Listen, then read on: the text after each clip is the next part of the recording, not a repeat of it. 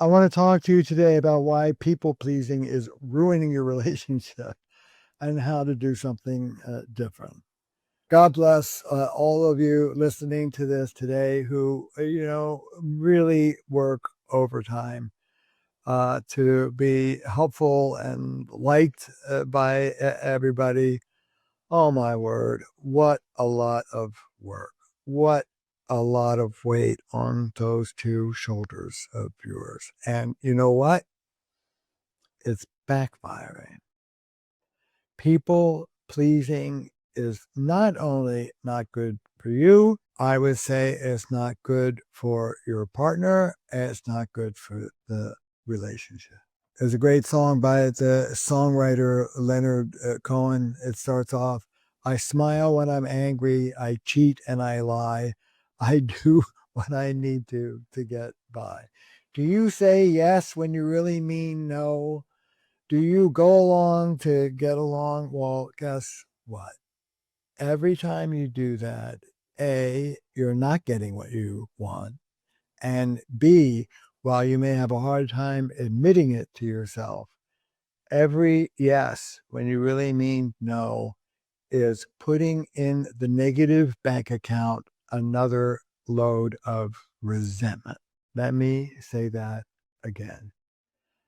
It is good for your relationship to have healthy limits, to stand up for yourself, to assert what you need in reasonable ways, negotiate it, and get more of what you want. Every time you go along to get along, but you don't really mean it, is another deposit of resentment. And you may not even admit to yourself how much you resent it, but that resentment shows up. It leaks out of you sideways as distance, as a lack of sexuality, as a lack of generosity. Standing up for yourself and saying no when you mean no, and let's negotiate a yes that works for both of us so that you wind up really getting a lot more of what you want in your relationship is not just good for you, it's good for the relationship. You know, I deal as a couple therapist with couples on the brink that no one else has been able to help. That's my beat. And I can't tell you how many heartbreaking times I've sat with a couple where one partner, sometimes a man, most often a woman in heterosexual relationships, one partner has a quote unquote codependently or enablingly put up with stuff from their partner that you're just like, oh my God, how have you allowed yourself to be treated like this over the years? But they're conflict avoidant. They don't want to rock the boat. They're scared, usually of abandonment underneath it all. And they accommodate. And guess what happens? 10, 20 years go by, and their partner leaves them for another partner saying this relationship has been stale and dead for decades. And what's horribly ironic is, in a way, they're right. It has been dead for decades because you haven't been telling the truth for decades. Listen, have courage. Trade in managing your partner, regulating your partner for being forthright, honest.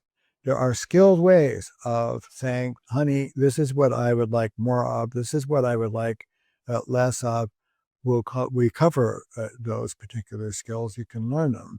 If you are a people pleaser, the first question I have for you is, who did you regulate as a child growing up?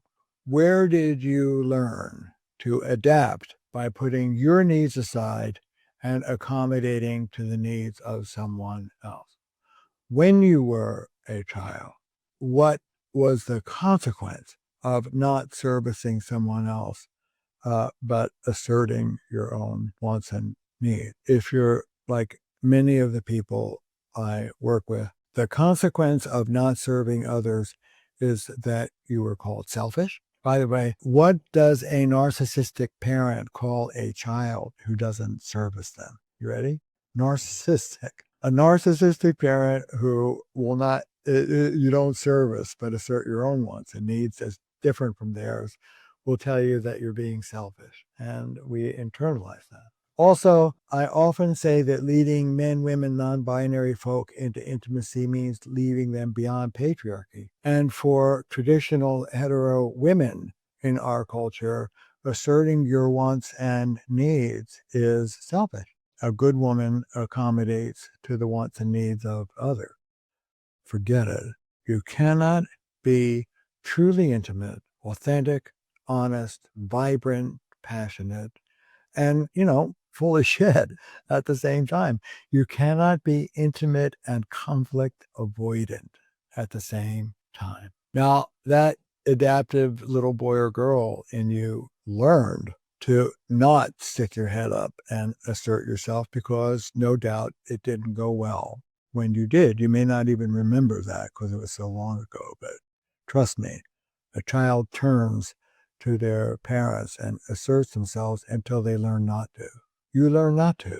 You learn that you better duck and cover and do what other people want, or there will be retaliation, they'll get mad at you, or for most of us, there will be withdrawal, there'll be abandonment, and that's terrifying. Can I be fully myself and connected at the same time? For those of us who grew up caretaking others, the first step is, what do I really want? Just doing the often hard work of, what am I feeling? So many women, for example, don't even know what pleasure feels like in their bodies. They've tuned it out.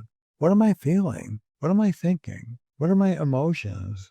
What do I want? What do I really want? And this is a sad fact. The same person who's afraid to assert themselves and, kind of put their foot down and say, look, this isn't working for me. This is what I need. It'll work better. The same person who's shy about doing that is often not shy about complaining when they don't get it. It's always amazed me. Here's the saying I have: you can't be angry about not getting what you never asked for. But so many of us are passive. You should just give it to me. If I have to fight for it, it doesn't really count. I'm sorry. Listen, you got to roll up your sleeves and go after it. Honey, I know you love me. We're a team. This is great, but this would work even better. What could I give you to help you give it to me? There are ways of being assertive and loving at the same time. You did not learn them, but it's not too late. However, for those of us who grew up caretaking, accommodating, and tuning out to our own wants and needs and learned that that's how you work a relationship, if you dare to rock the boat, it will feel very frightening. You will feel that you're opening up to whatever the adult consequences would be that mirror what happened to you as a child. I'll get left. They'll get mad. They'll fall apart. Take a breath. Get some help. Get some support from friends, women's groups, men's groups, a therapist, 12-step. Take a risk. And in a skilled way, go look at our videos on how to get what you want in your relationship in a skilled way, not like a brat, but like a loving grown-up. Lean in and go after it. It's in your interest. Don't allow yourself to be mistreated. Everyone will pay for it. Dare to rock the boat. Have courage. Get support and take the risk. You're worth it. Your kids are worth it. And your relationship is worth it. Standing up for yourself is standing up for the love and vitality of your relationship. It's not selfish. It's good relational practice. Best of luck to you. If this was helpful, hit the button below to subscribe for even more incredibly hard-won sage advice from this character right here. I wish you well.